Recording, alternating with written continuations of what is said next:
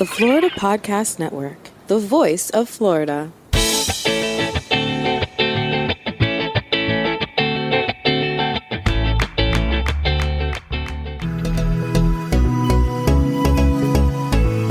On TECHxploration, your trusted tour guides will explore every corner of Florida for the latest tech and innovations emerging within our communities as an inside look ahead at Florida's future.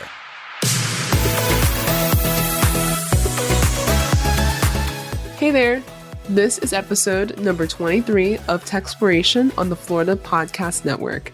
I'm Amber, the lead content producer at the Florida Podcast Network. And over at the Florida Podcast Network, we have shows like Florida's Fresh Mix Podcast, the Florida Beer Podcast, Florida Man News, and of course, this one, TECHxploration Podcast. On today's episode, I'm speaking with Tony Selvaggio. He's the founder of eSmart Recycling in Tampa. eSmart Recycling is a company that recycles old technology from individuals and companies and uses a portion of the proceeds to fund tech labs for kids without access to computers worldwide. You guys should totally hear this man's business model. I said it in the interview and I'm going to say it here. It is genius. It's foolproof, and it's just so exciting to see someone like Tony caring about future generations and digital equity, which we dive a lot into in this conversation. So please stay tuned and enjoy. Hello, Tony. Welcome to TECHxploration. I'm so glad you decided to take the time to speak with me today. Thank you for the invite, Amber. It's a pleasure. Awesome. Well, I'm super excited to talk all about eSmart Recycling. But before we dive into that, I kind of want to talk a bit about your background because I think it's fascinating. So you were born and raised in Venezuela. You came to this country when you were 24. Did you come for school or college? I actually came on a work visa, an H-1B. Okay. And I know you have a background in scrap metal. So is that where you started when you first got to the States? Yeah, so we had friends of the family that had a recycling business back in Venezuela, and they were doing pretty good. Something happened in the country where they came from the president at that time, Chavez, and he basically shut down the secondary metal recycling industry overnight. So one of the partners decided to come to the United States, spend a couple of time here, spend a couple of years. And then he got a little bored and he decided that he wanted to open something similar to what he had back in Venezuela. And at that point, I was graduating from college. So we were spending some holidays here. And then he said, hey, wouldn't it be great if you could come and help me? Because he didn't have anyone else. He didn't speak English. He just wanted to be here in the United States. Opening up a business was the easiest way to do it. And then, he said, I can sponsor your visa. Ironically enough, his investor visa got denied a year and a half after I arrived with my accepted, work visa. Crazy story. Yeah. But that's how I ended up here. So what were you doing in that role in the scrap metal business? What we did and how he somehow, because this is not what he was doing in Venezuela either, but how he got involved in the industry was through junk cars, right? So the facility that he ended up setting up here was that we would buy junk cars either from impound lots or from your tow truck drivers that would, buy, those signs, we buy junk cars type of things that you see on the road. Mm-hmm. So we would buy from them. And then we would a lot of the times either buy them by weight, right, for the price of the metal, basically, or some cars had like specific set prices, which were also driven by weight. And then we would part it out. We would part everything out, and then we recycle all the components by weight. And then we had some exporters that would buy the motor, the engine, the alternator, the starter, the parts of the motor or the car that they would export to Latin America, and then they would sell it as used parts over there. Wow. It's so funny just because knowing what eSmart Recycling is all about, aside from the mission-driven component, which we'll definitely talk more about, but the recycling aspect of it, it's really interesting to know that your background is scrap metal, and then that must have been an easy transition into starting your business in that sense, and understanding like what can be recycled, what can be resold, refurbished, just through your, scrap metal experience. Yeah, that's how it started. After that year and a half stint with this company, I had the opportunity I got hired by another company, because remember that the investor visa got denied, so he had to close everything up. But in the interim, I got hired as a scrap metal buyer, right? So I was mostly on the selling side of metal. Mm. And then now I was on the buying side of metal. So I got an opportunity to see the other side of the industry, which was fascinating as well. And when I decided to start my business, in my head, I wanted to have a little scrapyard, because it's easy money. Like, you buy metal at a certain price, you resell it higher, and then you're very careful in how you conduct the operation and stuff like that. So that's what I wanted to do. But then there were some friends that wanted to invest a little money, friends back in Venezuela that wanted to, take their money out of the country and put it to work. And then I put my resignation in, because that's what I wanted to do. And then all of a sudden, all hell broke loose in Venezuela. This was like 2014. And no one, one of those instances that happen a lot in secondary, in developing countries, where the economic policies are so unstable that everything, gets crazy overnight. So cash was king, the money, the currency got devaluated, and then no one wanted to invest. So I ended up starting the business with $8,000 that I borrowed from my mom and dad. And at that point, you couldn't start in metal recycling anymore, because you need more capital. You can't just start like that. Back in 2014, one of those trendy type of topics in the industry, in the recycling industry, was e-waste. It was computer recycling. I remember I had a friend that was doing it on the side. He found places that would buy scrap electronics, and then he would source them with, just calling on friends and people that he knew. Was like, hey, do you have old computers? You don't know what to do with them. I can help you. So he would go pick them up and then resell them to this guy that would buy, scrap computers. And I'm like, man, I can do that. Mm-hmm. And then that's kind of how it started, right? I kind of fell into the e-scrap, e-waste industry by happenstance more than anything. So at that point, was your business called eSmart Recycling? Well, it started off as Scrap on Spot, because we were like a mobile recycling. It was like a mobile recycling service. Yeah, I know. It sounds pretty cool. So it was supposed to be a mobile recycling service where we would go. We had scales in our truck, and we would weigh the metal and pay it right there. Mm. And I remember that one of the things that we started taking in were computers. So, we had like a little electrical shop that sometimes had, a little pile of old copper and, aluminum wire and stuff like that. So we would buy it.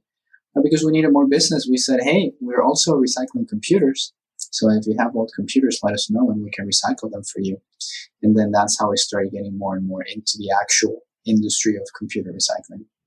But it sounds like you were more focused on scrap metal, trying to find and, buy and sell recycled metals.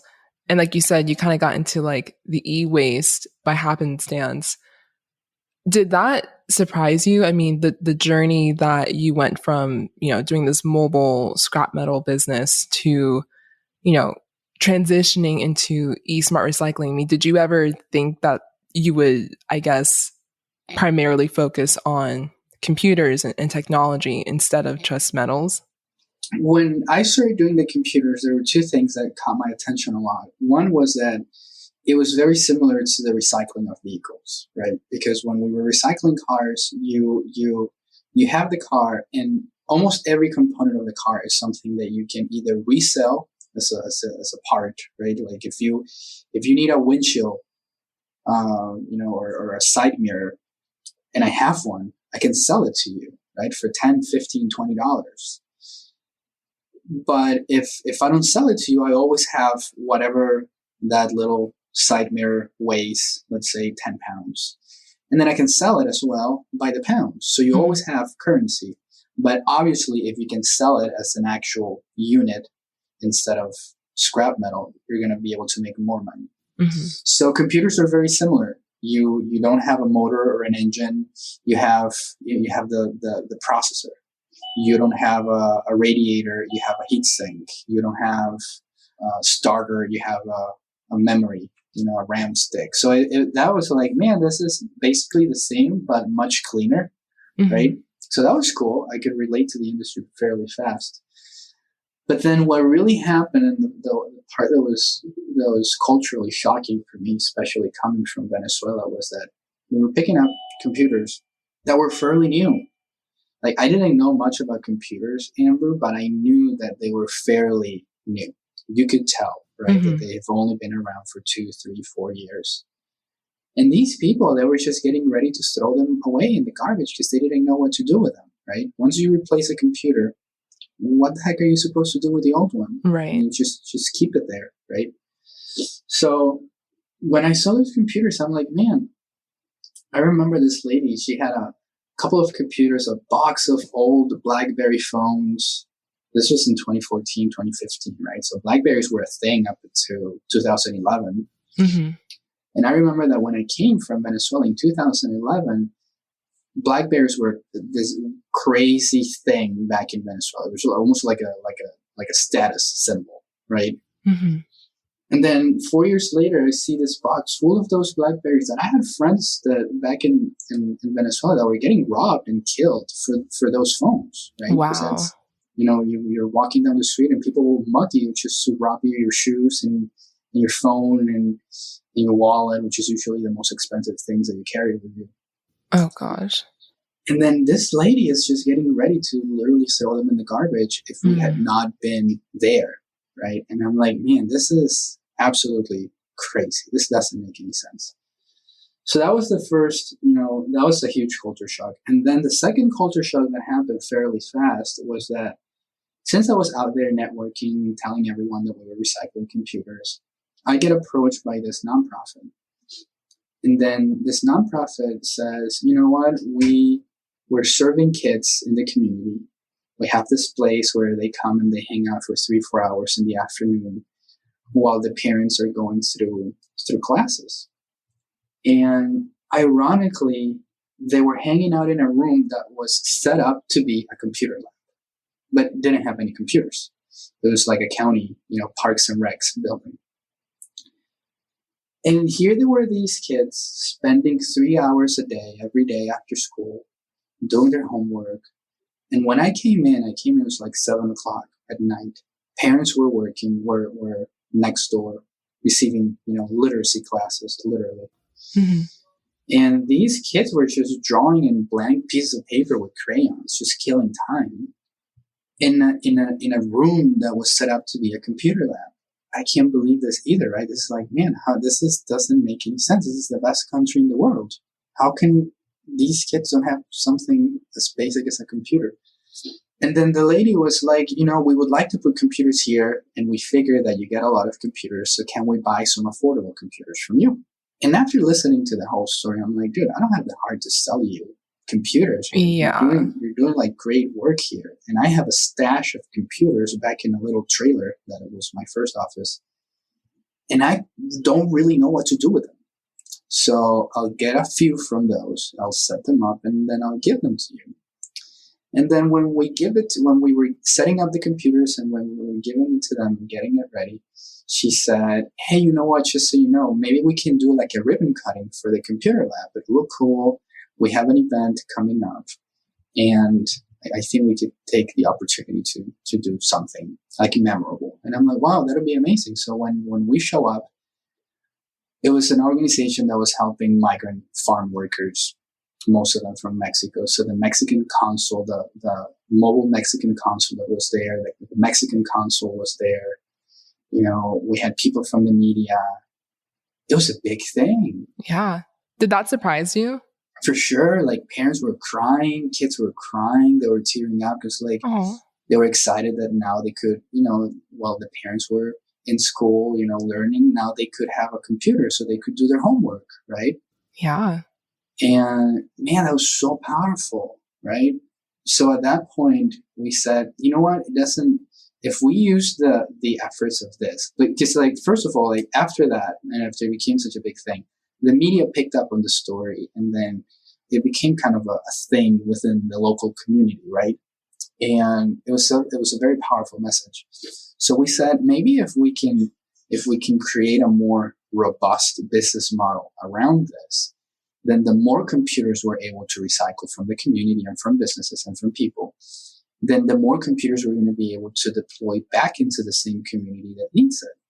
But it has to be in a way where we have enough to keep making money and make it a sustainable model, because it has to be sustainable. So then since that point on until now, it's been iteration of trial and error to see how we make it more sustainable, more scalable, more intentional, more purposeful, and how can we measure, the actual social impact that we're providing. And I want to talk about the business model because it is genius. And I remember you and I spoke about this a few months ago, and I was asking you, why don't more people do this? Is it really that easy? But we'll get into that. I want to say, though, it sounds like the grand opening of that computer lab was the grand opening of eSmart Recycling. Yeah, I believe so. I think that's a pretty good way of putting it. We had the idea of doing something like that, but we had never done it. So that was win under our belt, right? And then we started sort of replicating it more intentionally over and over again. And it seems like also you probably didn't know that was an issue with children and not having access to computers or computer labs, or even schools being able to fund computers and whatnot. It seems like you saw a hole in the market, not to use that phrase, but you saw a necessity and you decided to do something about it because you had the resources to. And from there, it's this company was born out of necessity.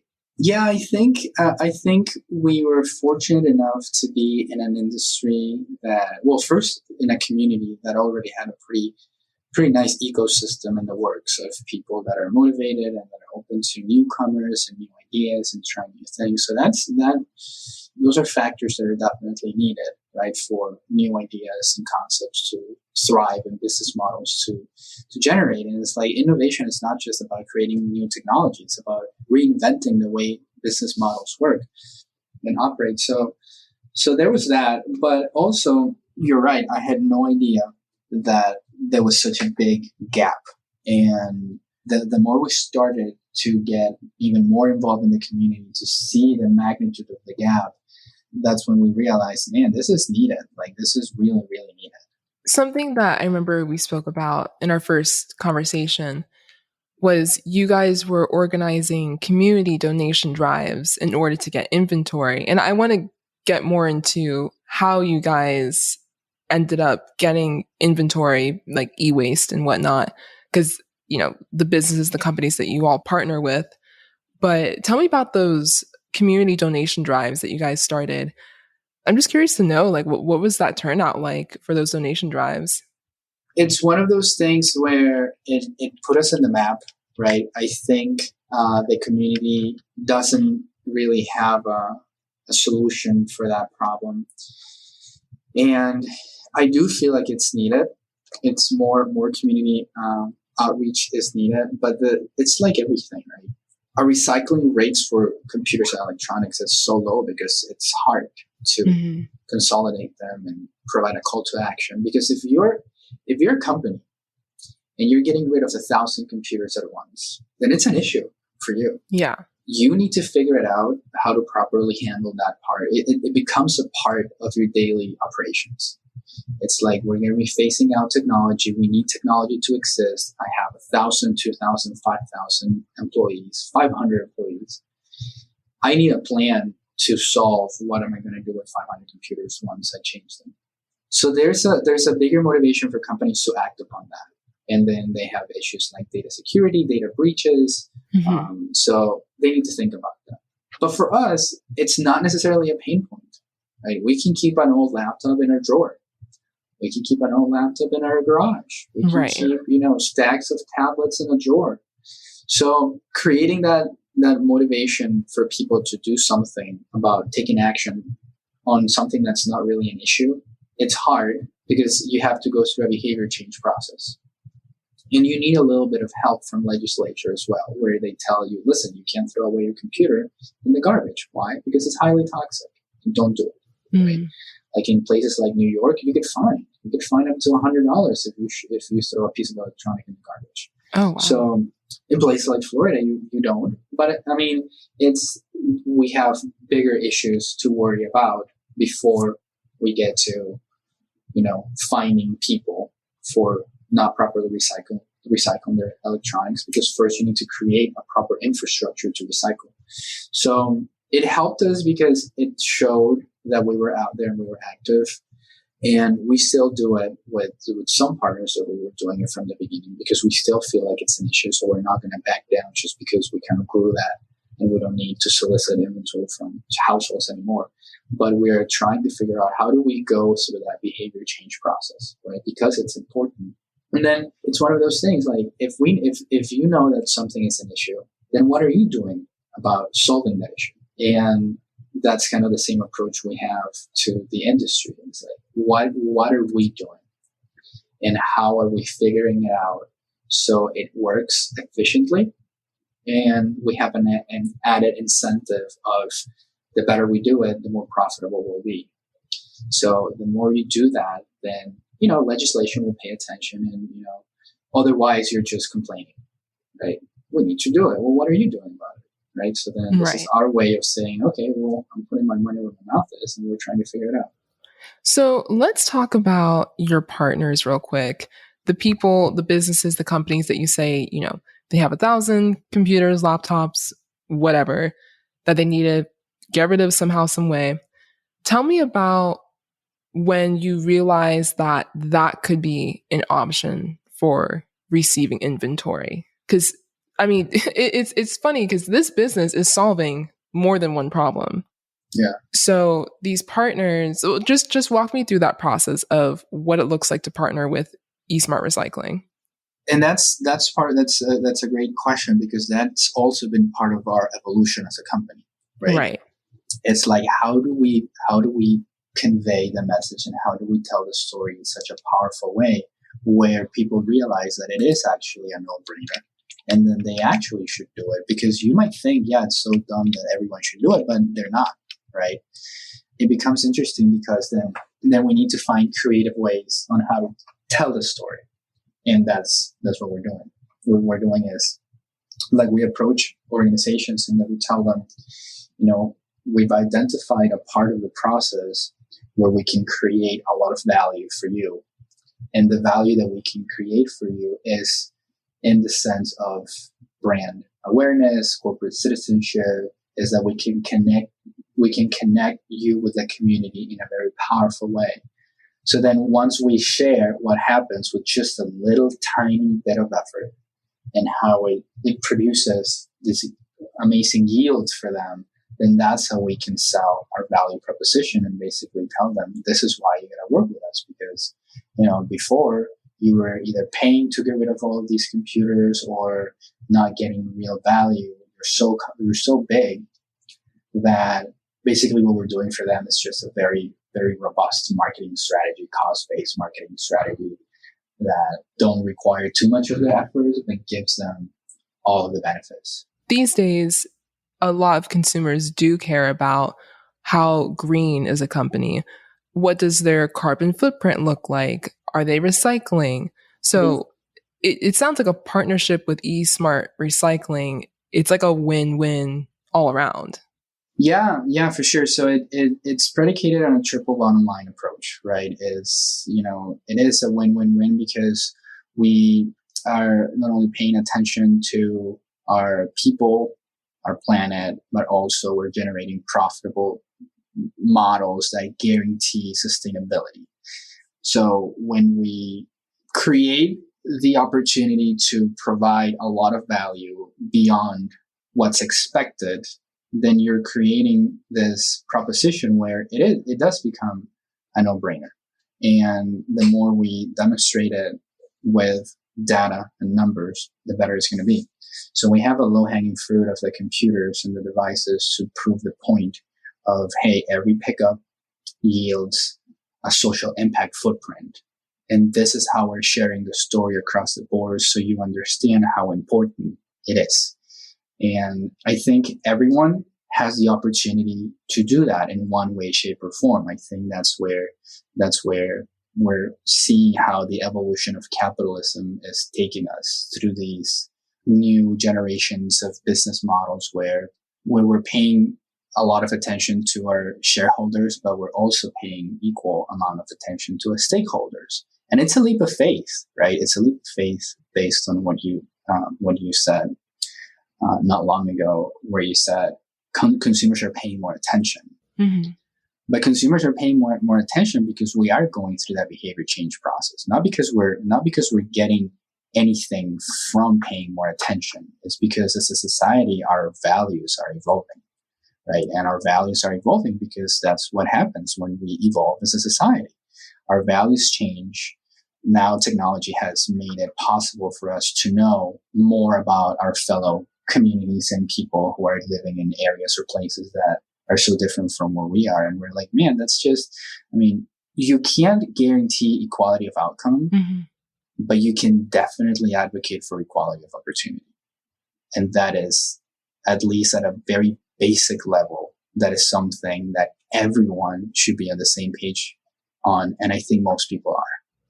I mean, this is changing lives, young lives, and lives of the parents who unfortunately probably cannot afford to buy computers and technology that they would love to buy for their children because, well, one, they know they need it. I mean, schools nowadays, it's hard to get by without a laptop or at least a computer just to write an essay or something. But yeah, you're definitely changing lives over there and all over the world. Let's talk about that. This isn't just Tampa. This isn't just your backyard. You guys do this for what, like the majority of the United States and then other countries as well? Yeah, we've deployed about 3,000 devices, right, since 2016, which is when we had our first computer lab. And right now we've had the opportunity to work in 5 different countries. And every time we kickstart a program, we try to set it up in a way where we can guarantee that it's going to be we can't guarantee it, but at least we're creating the right environment for that program to be a long-term program, where we're not just coming in with free computers and taking a photo and then, bye, you'll never see us again. Right. So we're very intentional with the people that we partner because we want to figure out how to solve that device gap for that specific community area organization, right? So then that's why we've realized that, yes, access to computers is one part of the puzzle. Then there are different parts of that puzzle for that to be a successful long-term solution. Access to connectivity is another part of the puzzle. And then the third one, I would say, is access to quality digital education. So we are focusing right now not only on the hardware component, but also on the digital education aspect through a software solution that we're launching because we want to make sure that these computers are loaded with the right tools. I think we often, there's a very big project called One Laptop Per Child project that was partially funded by the World Bank and the United Nations and whatnot. Mm. And the idea was, man, wouldn't it be cool if every kid had access to a laptop? Yes. But the kid that lives in Tampa, Florida is not the same kid that lives in Fort Lauderdale. It's not the same kid that lives in Haiti. It's not the same kid that lives in Venezuela, and even beyond that, the community where they live has a different economic makeup. So it's not a blanket solution for all. It's that's just the tip of the iceberg, right? Now that I'm giving you it's from a capitalistic approach. It's very similar to what Amazon is doing with their tablets, right? And Bezos was very open about it. He was like, I'm not making money on the hardware. I just want everyone to have a piece of device so then they can buy it from Amazon, right? Yeah. So it's like, okay, so take that from a more perspective of if we can give kids and people who don't have access to technology now an opportunity to be able to be connected, then how are we going to use that mechanism as a way of delivering knowledge and delivering education? I feel like what you guys are trying to do is create more digital equity, and that you guys were launching your educational tech company. You briefly mentioned that before, but I want to know more about it because it's one thing, okay, you give a kid a laptop and then what? I know you said that connectivity, that's a whole nother issue in itself, access to Wi-Fi, access to good Wi-Fi. But then it's like, well, what are they gonna do with it? What's gonna be on the laptop for them to learn? So why don't you tell me about that educational tech element that you guys want to launch? Yeah, so after deploying so many computers and pieces of technology, we realized that, man, it is important for sure, and access to technology and the digital divide that we have is an important problem to solve. And I also think that there are three parts of the puzzle that work together, which is the access to technology and the hardware, the access to connectivity, and then access to quality digital education.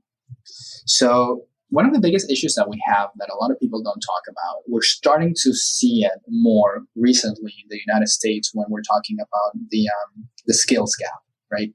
It's becoming in the past couple of years a more prevalent topic of discussion, which is the skills gap, and how you see a big push for kids that, hey, maybe you don't have to go to college, which I totally agree. You can become a tradesman, you can air conditioning, electrician, plumber, everything, right? Yeah. There's such a shortage of people in the trades that I think it will change, because when you realize that if you're an AC repair guy, you can make a couple $100,000 a year, then that's enough motivation for us to start, seeing more people in that industry. But in a worldwide perspective, by the year 2050, which is only 27 years from now, we're expected to have about 3 billion adults with no particular skill whatsoever. Wow. Obviously, we're talking about, a lot of developing countries where, because there is such a gap in education and really what the world needs, they're going to be adults, but they're not going to be trained in any particular thing that we are going to need in 27 years, right? We see it now. Like, we need more people who know how to code. Mm-hmm. We need more people who are, skilled in certain different areas, because we're becoming we're transitioning from being a society that needs a lot of labor. We need a lot of work that's manual work. And now we're going to grow to the point where we need more skills that require more focus, more attention, more IQ. They're more specialized, right? They require more training.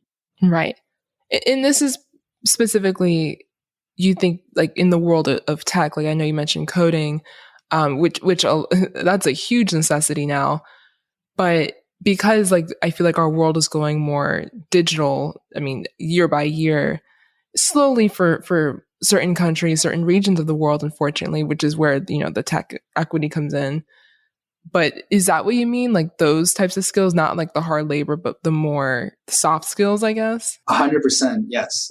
Not only soft skills, is that we're going to have 3 billion people that are completely illiterate, right? They don't even know how to write.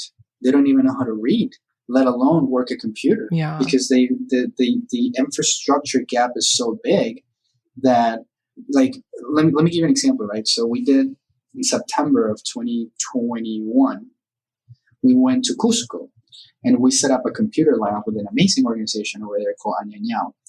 And they're doing great work, because they're kind of like the equivalent of maybe a Boys and Girls Club, right, over there.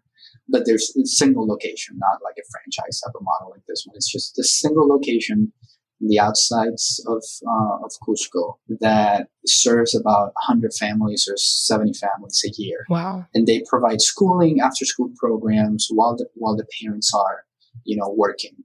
And that's a community that, historically they do their things, they raise their little animals, they do some artisan work, and then the products that they're able to make, they take it to the market and then they resell it. Well, that's how they make money. That's how they live. That's how they survive. Well, it's becoming increasingly harder for them to sustain that because now, we're realizing that, 20 years ago, we did need that family that was raising the animals and the chickens and the thing to kill them and then bring them to the market so we can buy them. Right now, we don't rely on that too much because we have humongous outfits that can do that for us. So now these, smaller workers now that type of skill of raising a chicken and, bringing it to the market, that's not a skill that we need anymore, right? We need different types of skills. So now imagine all of those people that are being left behind with no market for them to even, why would they even raise chickens anymore, right? Because if they can't sell it because no one's buying it, so what are they supposed to do now if these are people that can barely write or, they're illiterate because the only thing that they've done is raising chickens and selling them in the market. So that's like a microcosm of something that's happening at a global scale.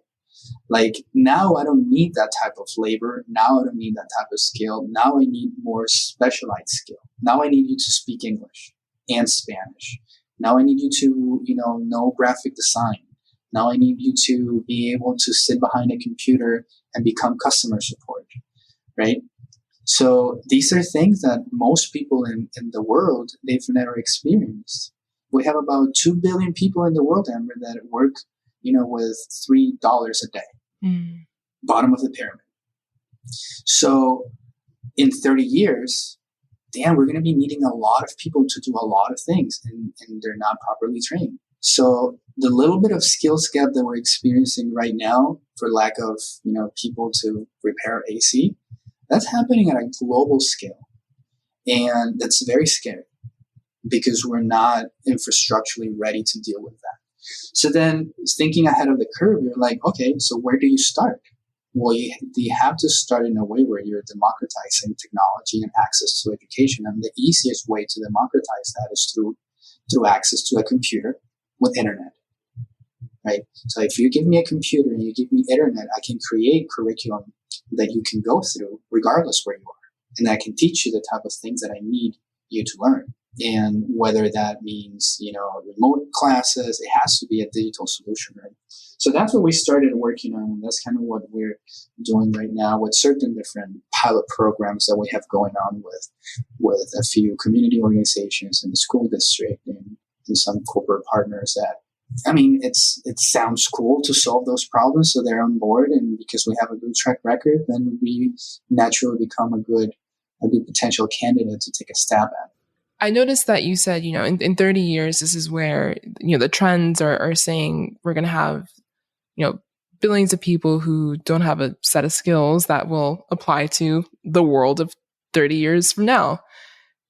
But the people that you're talking about, that 3 billion, that's not necessarily you and I. In 30 years, we're going to be a lot older. That is the kids of today, right? The kids that you guys are pouring into, the kids that these nonprofits and that you're working with and you're, sending the hardware to. It's so forward thinking when you put it that way, this whole model.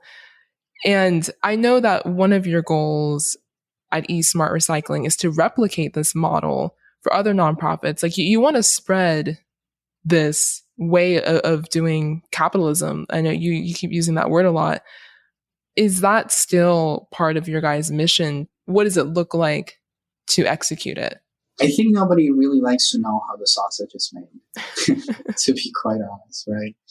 So you have to distill it in a way where it's easy to consume. You have to make it in a way that has this sense of appeal. And that's a big part of what we do, is how do we distill the message to the point where it doesn't get too complicated, right? It's people. I feel like it's not that complicating though. Like it's like from A to B to C to D, back in a circle type of a thing. It's a continuous cycle. It's like a well-oiled machine once you get it going, it seems like. Right. So that's how we want to describe it, using maybe a computer as a storyteller, right? If I can show you how you're getting rid of that old computer and we're pushing it through our machine, and at the end of the machine, you get tangible, measurable social impact that we can report back to you and save you money in the process, then it becomes a no-brainer from any standpoint that you want to look at it.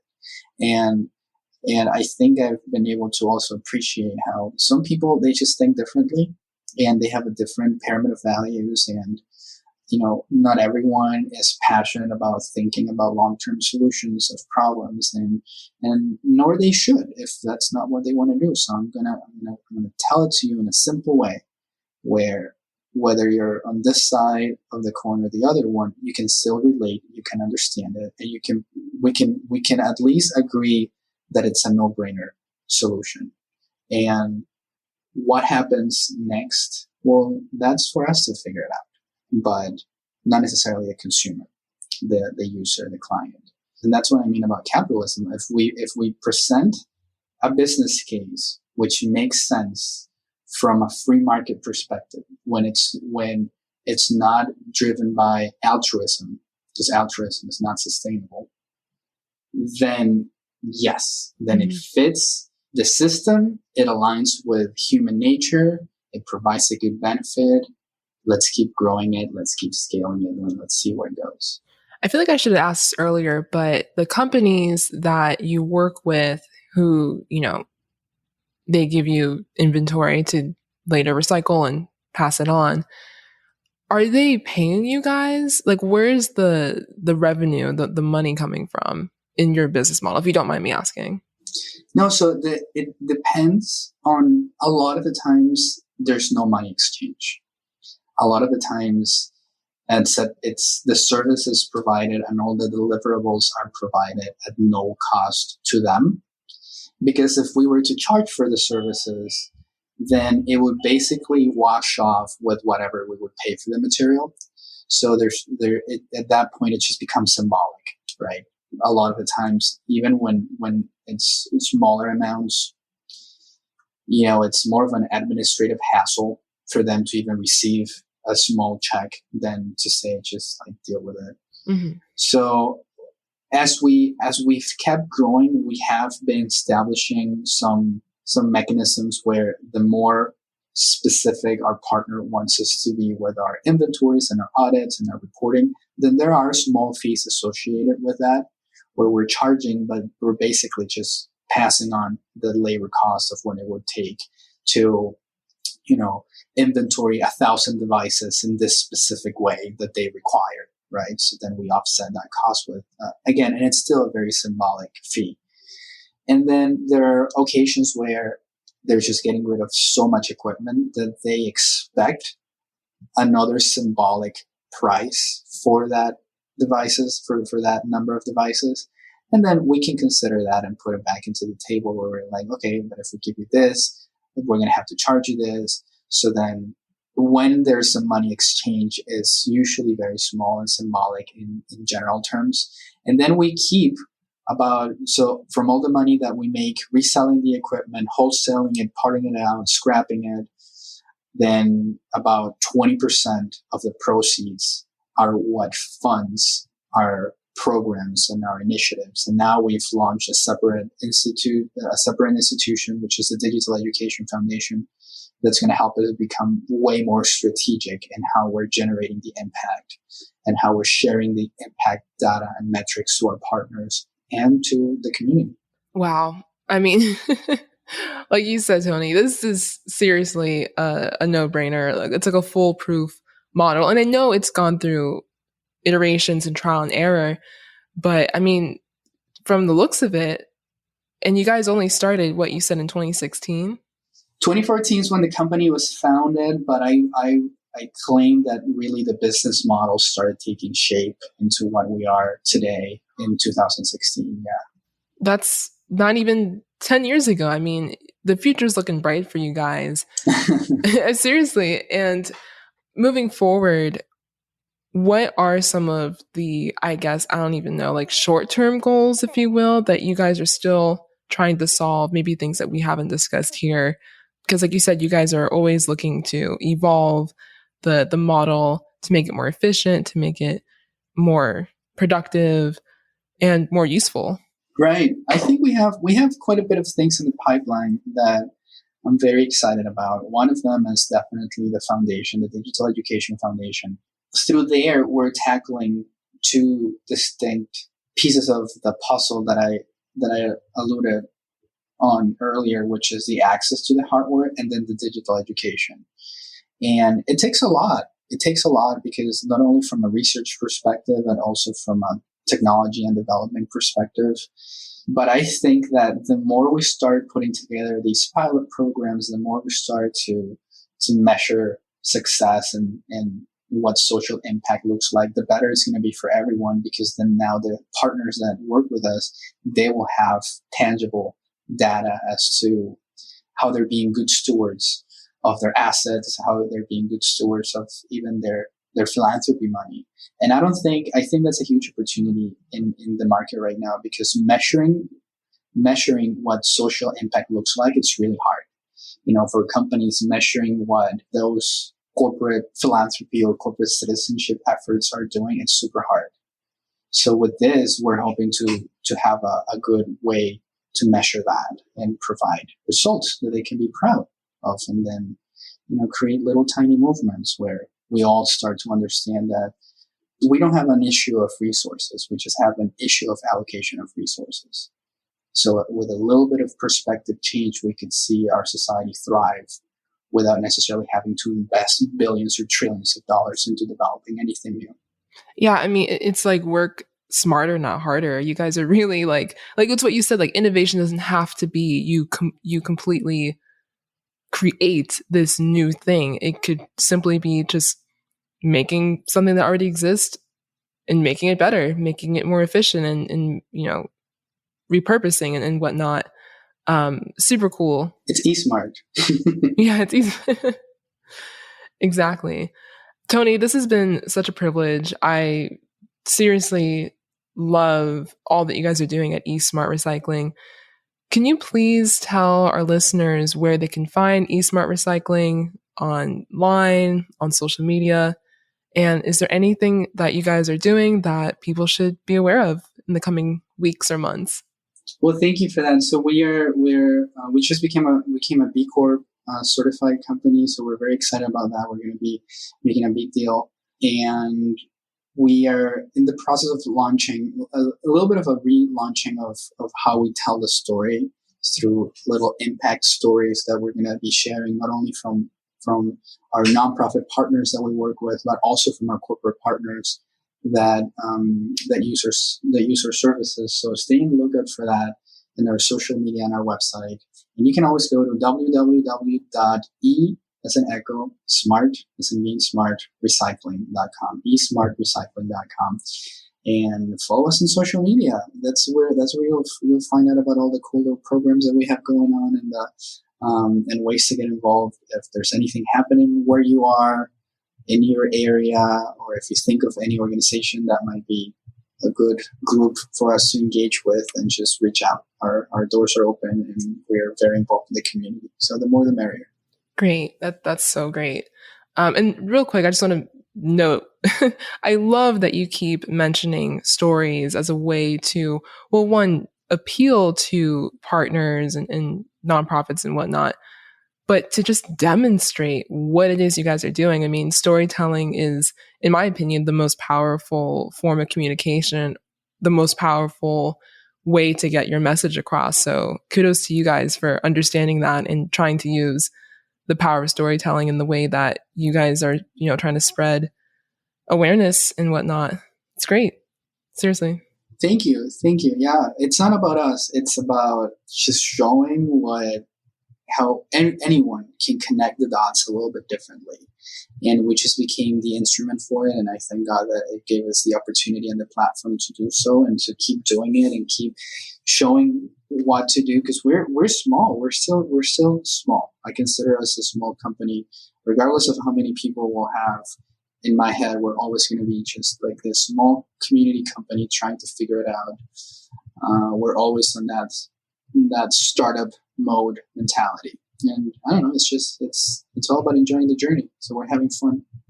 Well, that's good to know. I'm sure, for something, a mission driven, like the one you've created, there's got to be some passion behind it for sure. Yeah.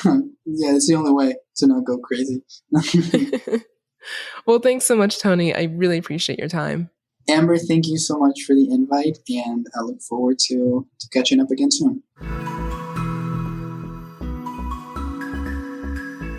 Many thanks to this week's sponsors, Flintstone Media, for continuing to help us discover the tech and innovation spaces thriving under the Florida sun. Be sure to visit all the great shows on the Florida Podcast Network. Just go to floridapodcastnetwork.com. Thanks for joining.